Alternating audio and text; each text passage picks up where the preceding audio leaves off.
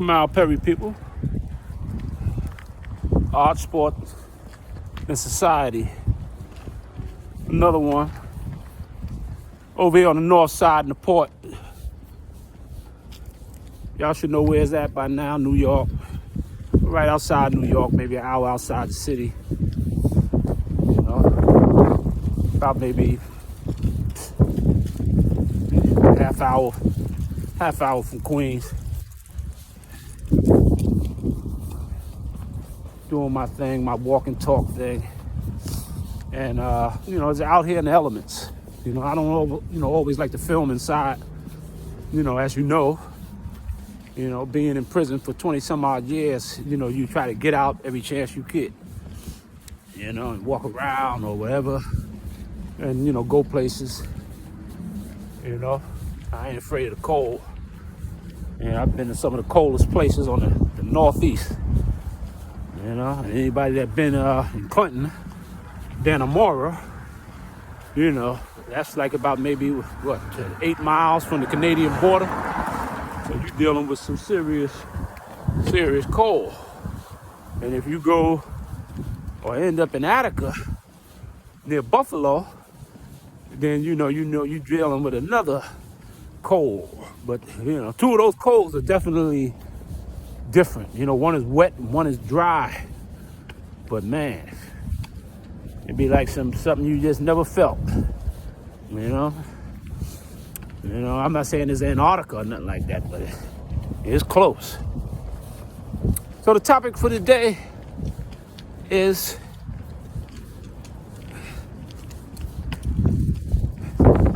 crying children, the visiting room, and that stink microwavable chicken. Yeah. And a lot of cats that have been down. This is probably true really across the country. No matter where you at, from here to California. If you did time in any of those prisons that went through those visiting rooms, they got a smell to them that, and an aura that is totally original.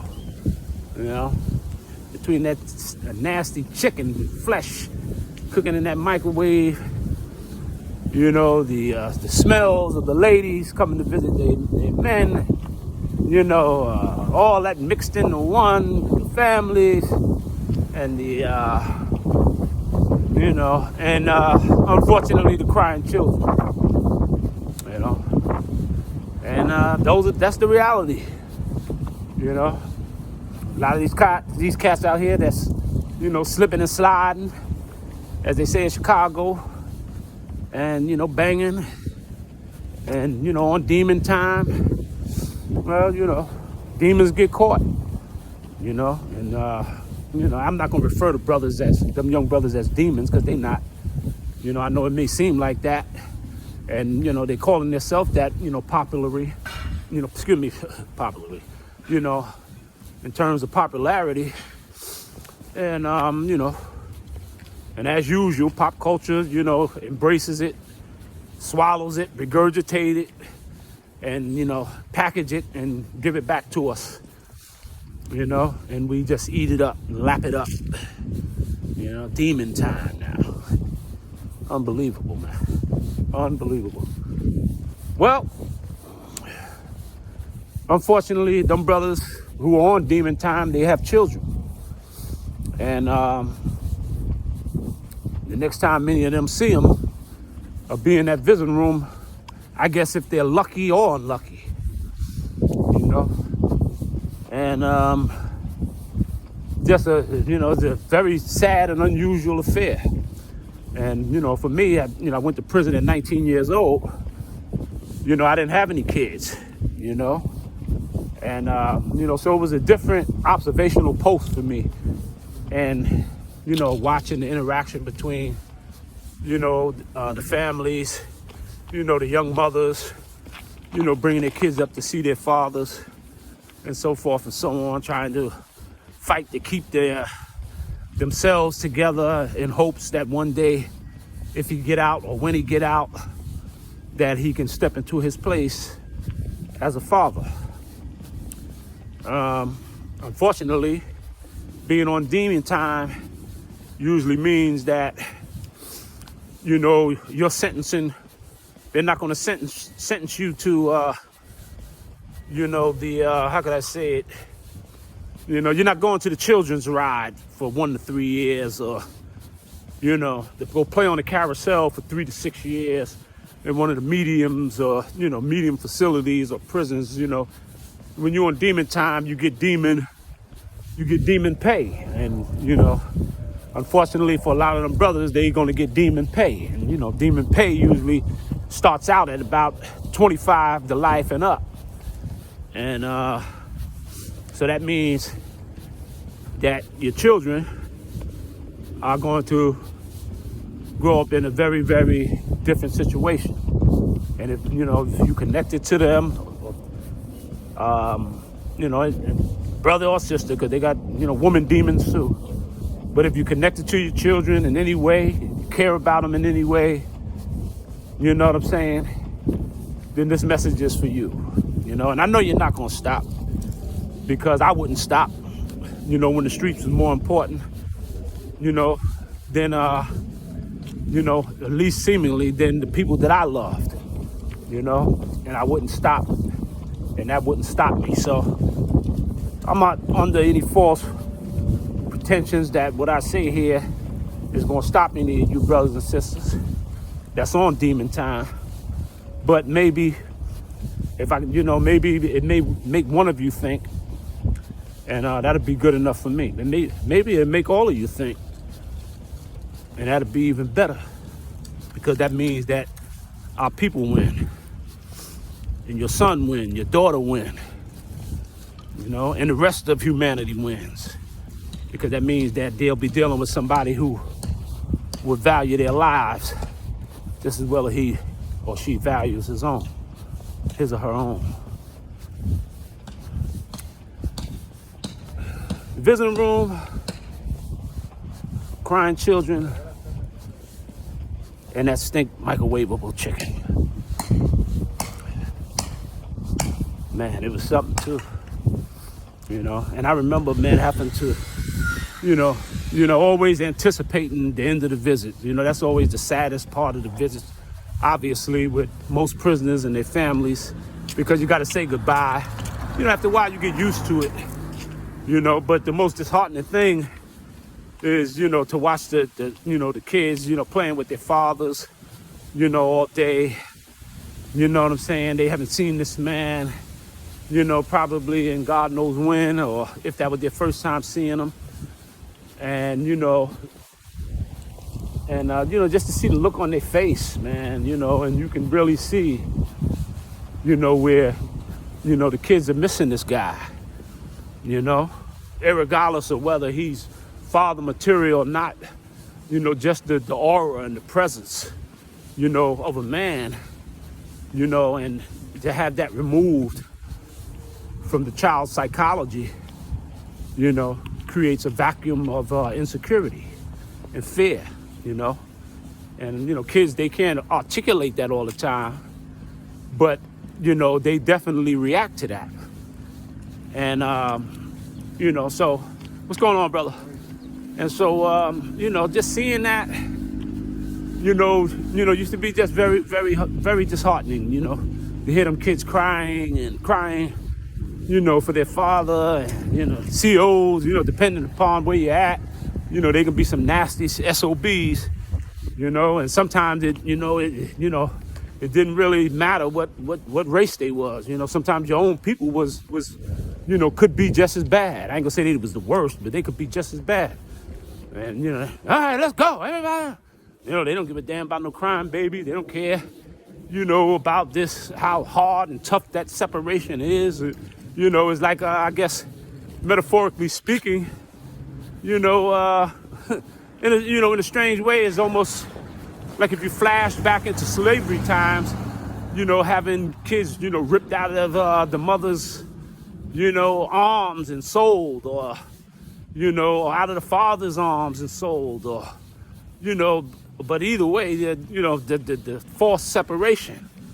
And, you know, and there's nothing really anybody can do about it, you know.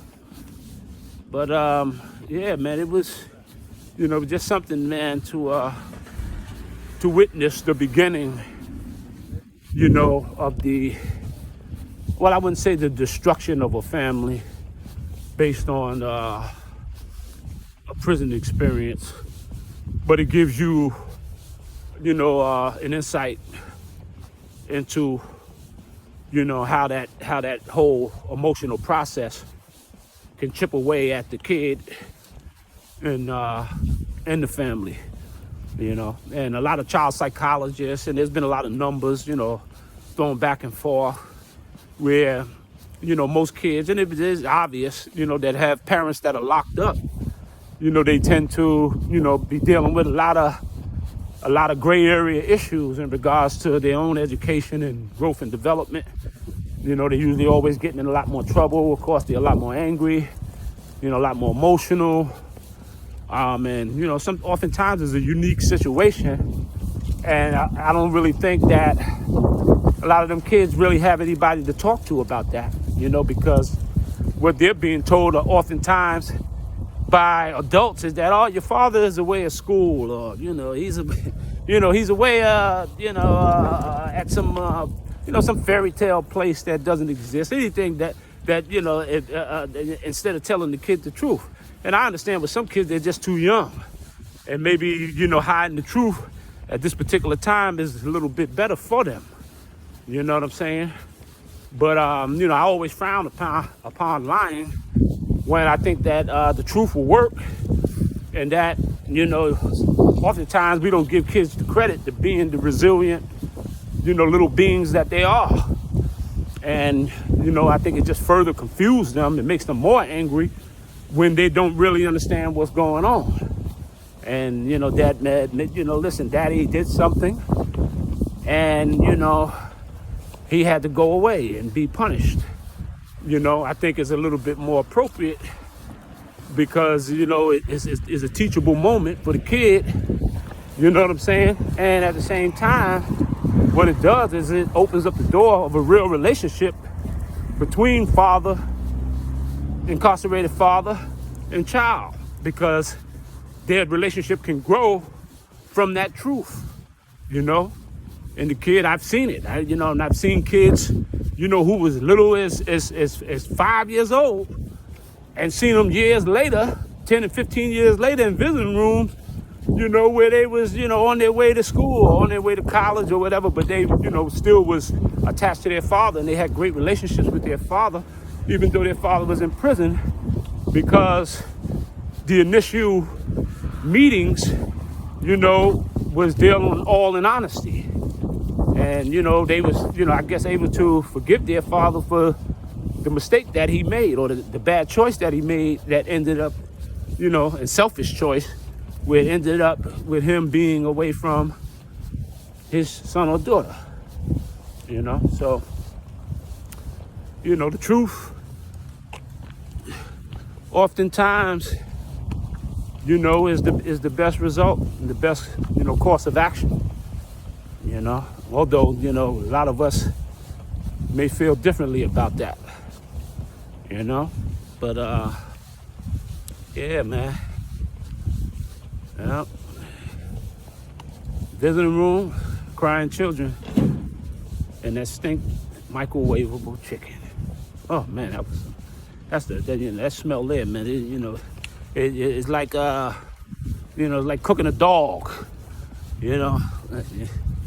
It's smell you just never really forget, and I just never liked it. I remember when I stopped eating chicken and red meat in Attica around '96.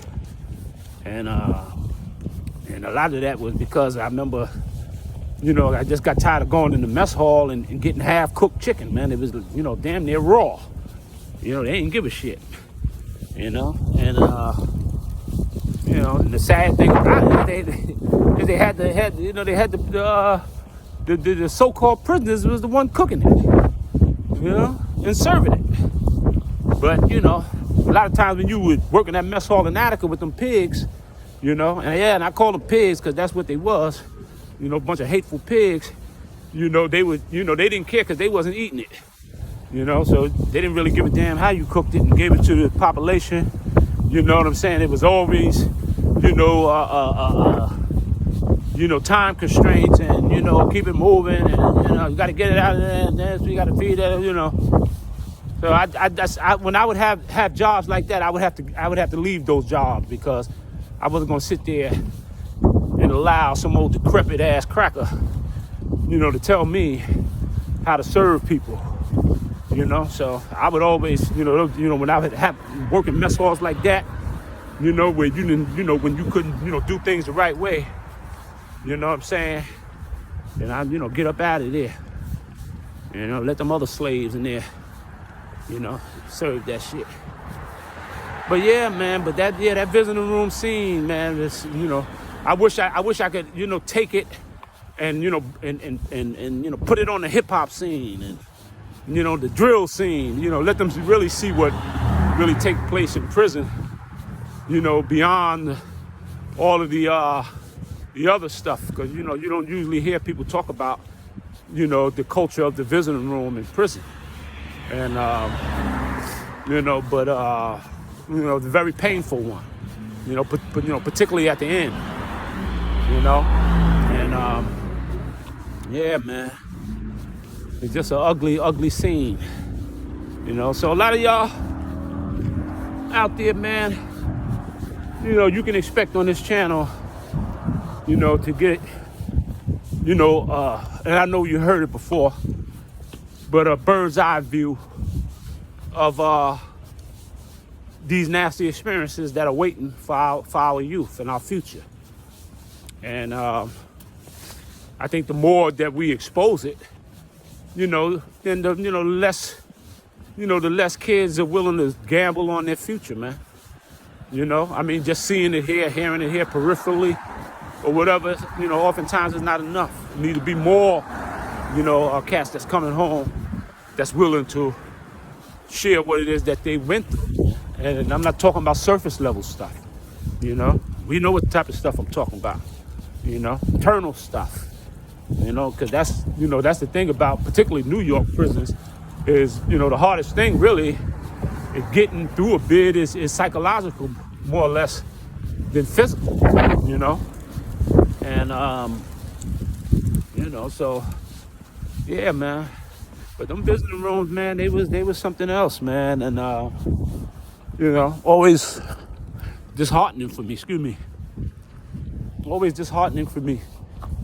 And I didn't even have kids, man. But just to see them little innocent faces, man, and just wishing, cause just imagine that, you don't see your father, for weeks on end, depending upon when, the mother may bring the kid up to see the father. She may come every once a week or she may come once a month. But either way, it's going to be gaps there when the kid don't see their father. And the more that they maintain the relationship, sometimes the tougher that it gets, And especially when the kid is a little toddler, maybe 3, 4, 5, it's a hurting thing, to see, because, it makes you realize that, a lot of what they're feeling is the fear of having to deal with such an unsure world. And that world oftentimes finds itself unsure in their homes too. And a lot of times, them fathers are not privy to all that goes on there, because sometimes the mother is not very honest about what's going on. Is not very honest about what's going on. And,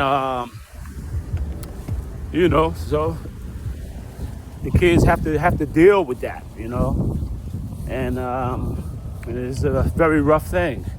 And, special shout out to a lot of the brothers that's locked down, a lot of the men that's locked down, that are, courageously staying connected to their kids, man, and holding on, to what's theirs, man, and what come from them. So special shout out to those men, man, that, often don't, whose heroic efforts of fatherhood and correction goes unseen in those visiting rooms. You know what I'm saying? I mean, the mistake is made, the choice is made, they got to live with it. But, I've listened to many conversations between fathers and sons, and, they was always in the visiting room trying to tell their kids, to be good, and to stay connected to them, and so forth and so on, man. So big shout out to those brothers. And yeah, man. Yeah, it's rough, man. Those kids, man. That's why we gotta support them, man. We gotta support them. A lot of them kids that got fathers that's locked down, man. And you gonna have a lot more. You know what I'm saying? Because mass incarceration, for all intents and purposes, and all of the ballyhoo in the press. You know what I'm saying? And Michelle Alexander's book, and God bless Michelle Alexander, because she definitely pulled the cover off of mass incarceration. And I remember first hearing about that book, I think of 2010. And I didn't really get a chance to read it, but I, had some other prison intellectuals who, we would confer with each other, and they read it and would, tell me what the book was about. So I had a rough idea of what it was about, but the truth of the matter is, sometimes, mass incarceration has different angles, like anything else. You know what I'm saying? Oftentimes a trickle of river, if its path is blocked one way, water can find or create a path in a totally new direction. And that's the thing about mass incarceration. And that's what's going to be happening, particularly on this snake, Joe Biden, man. We definitely can't trust him. And, remember, I don't know if he was one of the authors, but he was definitely one of the supporters, of the 3 strikes you're out rule that caused a lot of the problems with mass incarceration under Clinton. So, watch Snake Biden, man. Keep an eye on Snake Biden, and, because, a lot of dirty things go down with those liberals, those white liberals, man, And I have more respect for the more racist conservatives, because at least they'll let you know how they feel, and you already know, what I'm saying, that most of their policies are not going to be tipped and tiered toward working class people. You get that coming from them, but, those liberals, like Malcolm said, those old foxes are always dangerous, because they come in the hen house, and they subjugate,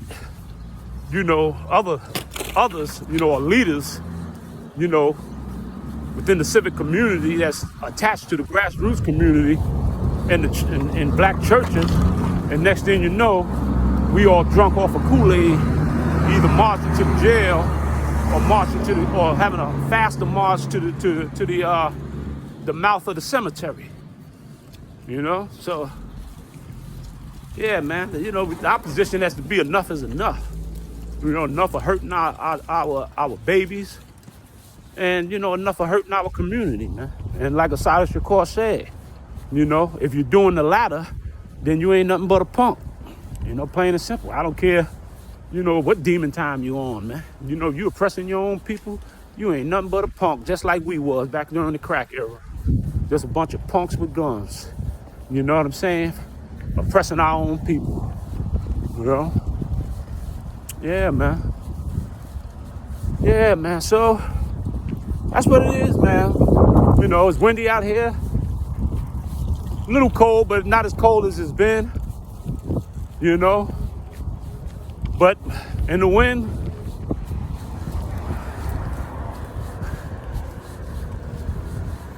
I can feel that visiting room. I can hear them children crying. And I can smell that stink. Microwavable chicken.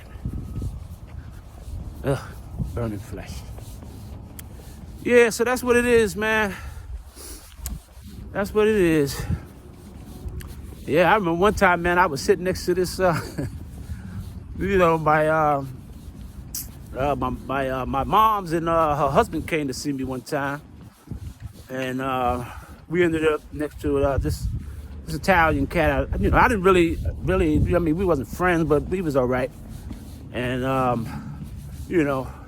his daughter came up to see him.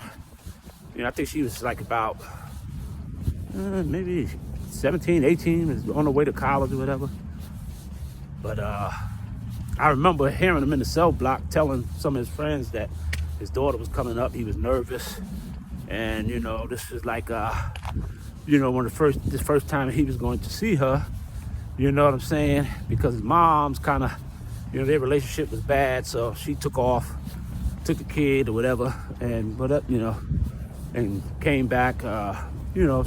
She wanted to know who her father was, of course, but not for what I think he was, I think he had his own hopes, of course, that, they can kind of get to know each other and maybe go from there. And, but she wasn't really having none of it. And she went in on him and, told him, man, I just really came up here before I'm going away to college. Tell you, I think you're a loser and a piece of shit. I damn near spit the piece out my mouth, with my mouth. A little bit of funny because they, hear some shit and act like they ain't hear it.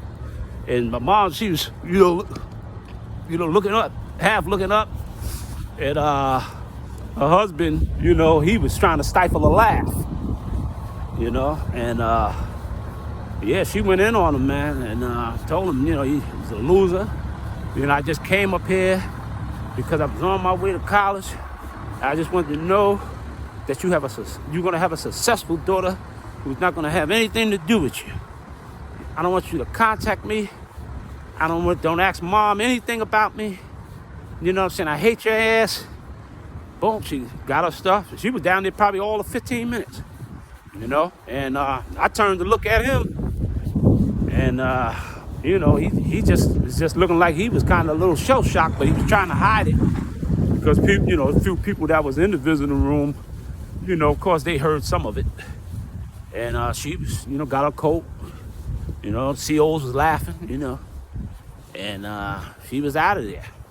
He got up and, took that long walk to that door, back to the cell block. And, a long walk it was, man, when I looked at that man. And I felt bad for him, man. I'm not saying that he didn't partially maybe deserve that. I wish that, from the outside looking in as a stranger to them and their family, I wish that she would have gave him a chance and maybe, kind of heard what he had to say, but maybe she knew some things about him that I didn't. So who am I to, to say what she should have done with her hurt, So that's what goes on, man. That's the unglamorous side of sliding, so to speak, of demonology. You know what I'm saying? Is that there are different realities that are always waiting for you when you make, bad choices. Usually somebody else is there to take over from there. And there's usually people who don't give a damn about you, whether you die, whether you suffer 100 years in a cell or not. They don't look like you. They don't particularly care for you. And those are the ones who will be in control of your life. Once you go through that door and fall down the stairs of the intestines of the system into the belly of the beast, your life will be institutionalized. And one of them doors that you'll go through will have some crying children and some stinking ass microwavable chicken waiting for you. So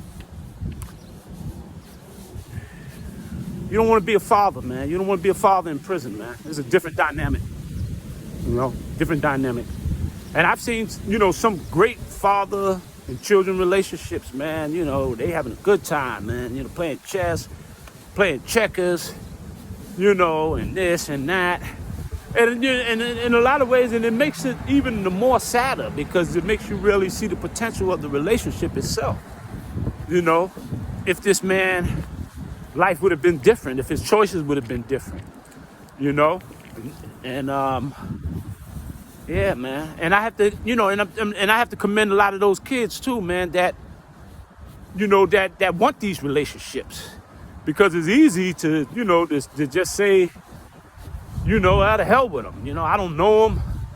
Maybe it's best to just move on, And, I've seen kids, come back into their father's lives, and redeem it. Give them something to wanna, get better and grow and develop and get rid of and sweat that demon that's out of them and try to figure out where was it that their mentality shifted, because a lot of times when you trying to redevelop yourself out of street ideology, oftentimes, you have to go back to some, suspecting in ugly places and kind of try to figure out, what went wrong and sometimes even why, but it's all part and parcel and healing and redeveloping yourself and coming back into your humanness and your emotional detachment, to yourself and to others. And yeah, man. So I've seen that. I've seen, children, come in prison visiting rooms and have impacts on their father, And sometimes, that brother might have been wild. He running around stabbing up whole half the yard, But, 2 years later, an infant he left out there, she's 7, 8 years old. She writes him a letter. And, you may hear him, or if you're friends with the brother, he may tell you, yo, man, my daughter wrote me, man. And, and it's this is real life stuff, man. And, to see this man, how can I say, so hard, because prison is hard, and a whole lot of smiling in there, and, this, that, and the other, and blah, blah, blah, blah. I'm not saying there's no joy there, because there's joy everywhere. But, just a different, just a different situation in regards to your moves and your dispositions from day to day when you trying to survive psychologically and spiritually in prison, So that's really what I'm getting at. But, children are magic.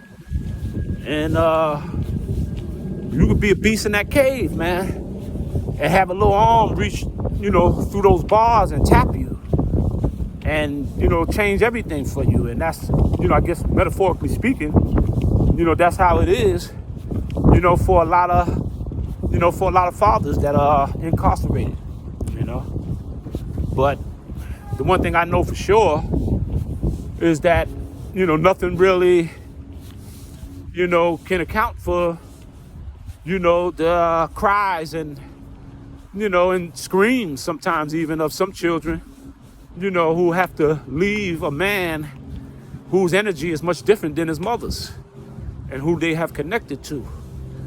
And, so, yeah, man, just a different situation, man, just real life, real life drama. You know what I'm saying? That is not pretty. That's, is on the other side that's waiting for those that's playing them games, penitentiary games and cemetery games in the street. And, yeah, man. Yeah, over here on the north side, man, I'm from the south side, Bricktown, as you know. I used to come over here. I'm in the park now, Northeast Park. Yeah, I used to come over here since I was a kid, man, balling. And, all that good stuff. Yeah, we used to have some nice battles too, man. North side, south side. Yeah, man. Well, I remember I used to cross that train track, man. Because the project, Bricktown is over that way, across the tracks. And sometimes the train, that train that run here, going east towards Manhattan. But sometimes it would park. Like right there. that area. And when I used to want to come over here in the afternoon, after going to school and play ball, you know, in fact, right down there too. And play ball used to be a pathway, but right there you go up that hill and then cross the tracks, and then that's the south side. And where I grew up at, the projects, Bricktown is right over there. But yeah, man, I remember I used to cross under the tracks.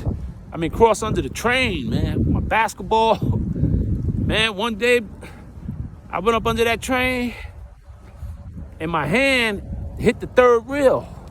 And luckily for me, that, you know, maybe because the train wasn't running or whatever, but I would have been dead. And the tracks and the train itself probably would have cut me in half, because I would have, you know, obviously I'd have been laid out under it. But I remember tapping the third rail, and man, I felt this jolt of energy that just went through my body, man, so quickly, man, that it made me go. And I went up under the train. I ain't gonna lie, I was shook. Yeah, I thought I was dead. And yeah, man. And that was the last time I did that. You know, after that, I started taking the long walk all the way down and around, because, you know, listen, I thought I was finished, man. But I had just got a real shock, you know, and I mean a real shock. And I was lucky that day, man. It just wasn't my time to go. And at least not like that. Yeah, man. So yeah, man. Yeah, crying children, the visiting room, and that stinking ass microwavable chicken. Yeah. Yeah, so you brothers got, you know, and sisters too, man. You know, I ain't never been to a woman's visiting room, man. I hear about it. I listen to the rapper Papoose. You know, he talked about it when he was supporting Remy Ma and so forth and so on. And he talked about how, you know, hardly nobody go and visit a lot of them. And oftentimes it's their mother or whoever ends up bringing the children up. And, you know, so I could imagine what that scene is like, you know? Yeah, man. So a lot of you cats, man, you know, and I know, man, I know y'all, you know, I know you ain't trying to hear it, man, you know, because that war, you know, in you know, that you wage in it, you know, is more important, you know, and I know what you're gonna say. Y'all gonna say to me, you know, you don't understand. You're not from Chicago. You ain't from, you know, generationally speaking, gang cities and so forth and so on. And you're right.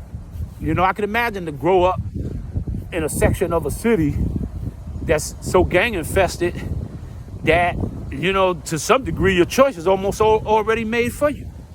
You know, because your father might have been in the gang, your mother might have been in the gang, uncles might have been in the gang, you know, and on down the family tree. You know, I used to read about gangs in Chicago when I was locked up. And, you know, what was it? Not the Four Deuces, Four Corners.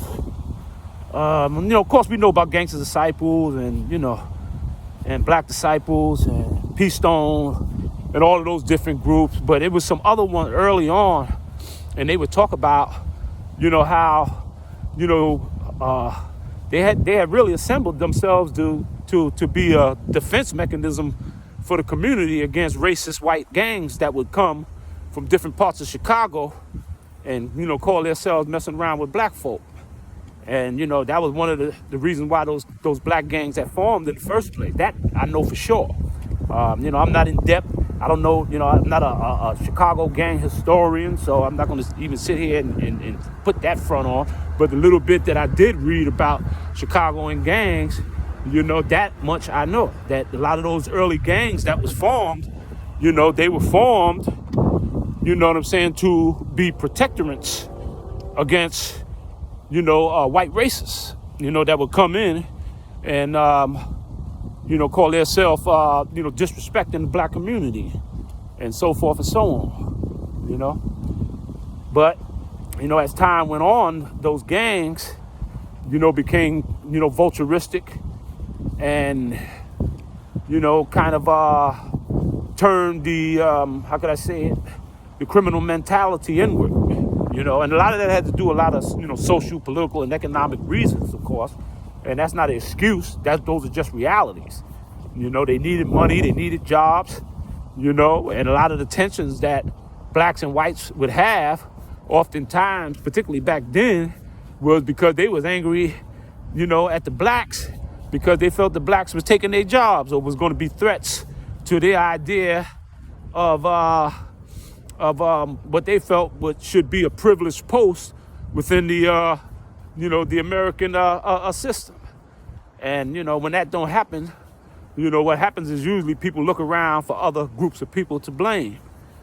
And there wasn't no other groups over here really then, you know, and we were the only other than whites, you know, so oftentimes we had to deal with these lunatics, you know, coming in our community and, you know, and some of our you know, spineless men not standing up when they should have, you know, and gave a lot of those white gangs carte blanche to come up in there and, you know, and push people around, so to speak, you know. So the reason for gangs was really, you know, and the start of them was really for a very honorable and valiant reason, you know, valiant reason, you know, but unfortunately, you know, it turned into something else. And that something else has also created a pipeline to prison.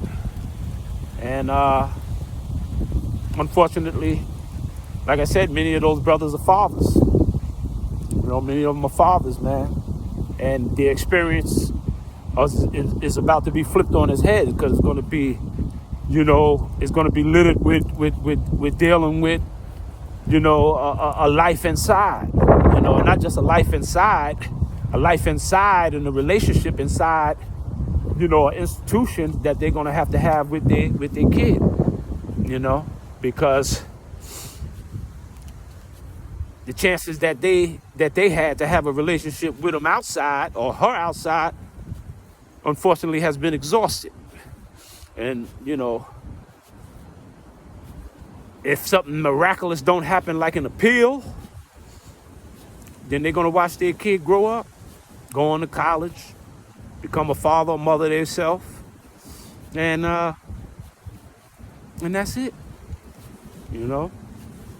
And, you know, you got some men that you know, in prison, they take pride because they, I just see some men down there helping their children with math, reading, you know, arithmetic, you know, you name it, you know, some very smart men in prison, you know.